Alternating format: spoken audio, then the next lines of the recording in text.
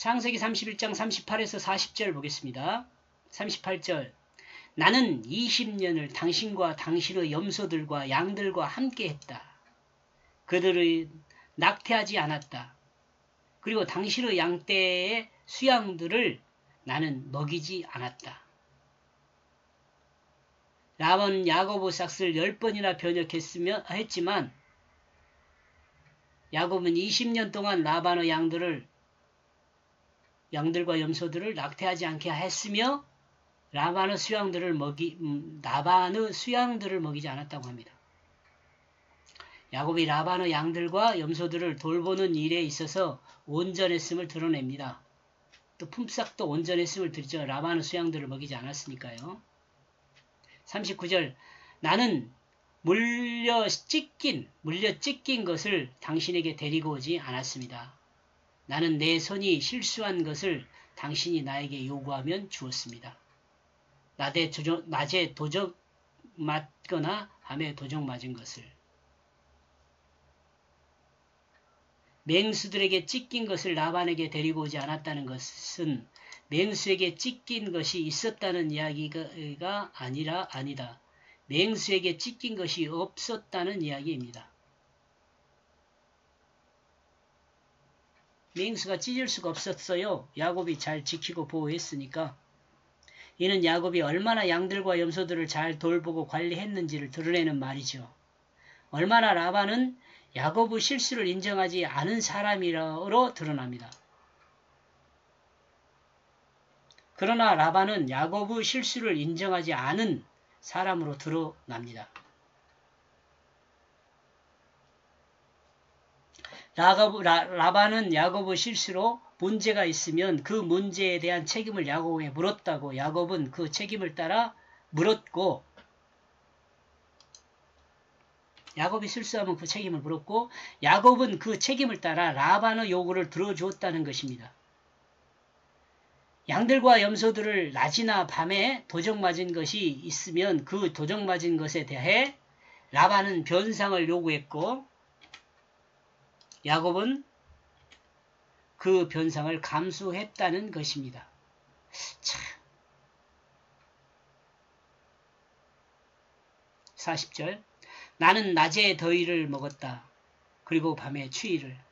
그리고 나의 두 눈을 잠잘 수 없었다. 두 눈은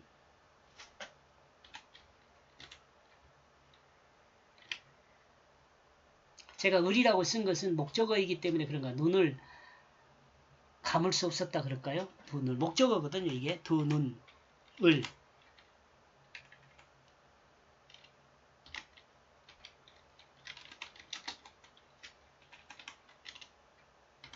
감을 수 없었다 이렇게 표현한 것이 더 나을 것 같아요. 감을 수 없었다. 참고로 써놨습니다. 이런 상황에서 야곱은 깊은 잠을 잘 수 없었습니다. 그러므로 낮에 더위를 참아야 했고 밤에 추위를 참아야 했습니다. 도적 맞은 것이 있으면 변상해야 했기 때문입니다. 라반의 형제들 앞에서 라반이 야곱의 행했던 것을 드러내고 있습니다. 야곱의 잘못을 지적하고 야곱의 재물을 빼앗으려 했지만 오히려 라반이 더 큰 문제를 가지고 있었다는 것을 드러냅니다. 야곱이 라반으로부터 떠나는 것은 당연한 것이라고 인정하게 되고 있습니다.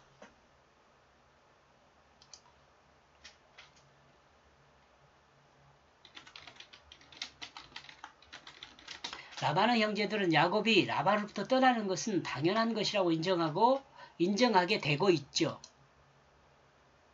그리스도인이 고난 중에 있어도 견디고 인내할 수 있는 것은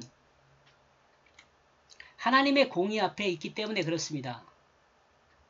여러분 자기 마음대로 살아놓고 또 뭐 견디고 인내한다고 말하면 안 돼요. 여러분, 네.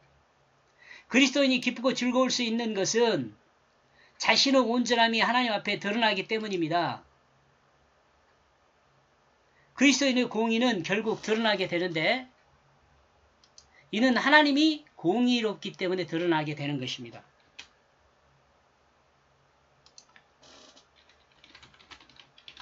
영원한 하나님이 공의롭기 때문에 드러난 것입니다. 하나님의 뜻을 따라 행함으로 그리스도인에게는 불의가 없고 결국에는 하나님의 그 공의의 뜻이 드러나게 되어 하나님이 영광을 받게 되고 또한 그리스도인도 하나님이 영화롭게 만들어줍니다.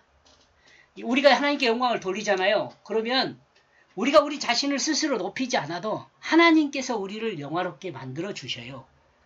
그걸 기대하세요. 하나님이 나를 영화롭게 만드는 것을 기대하지 미리서 내 자신이 나를 영화롭게 만들려고 하는 거 좋지 않아요.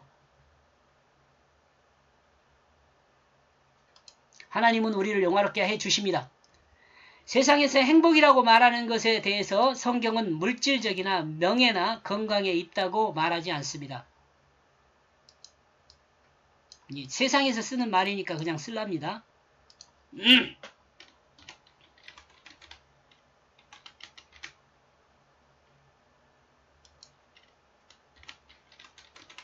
저는 기절이라고 씁니다. 행복이란 말을. 자신의 고기가 하나님 앞에 드러나는 것을 말합니다.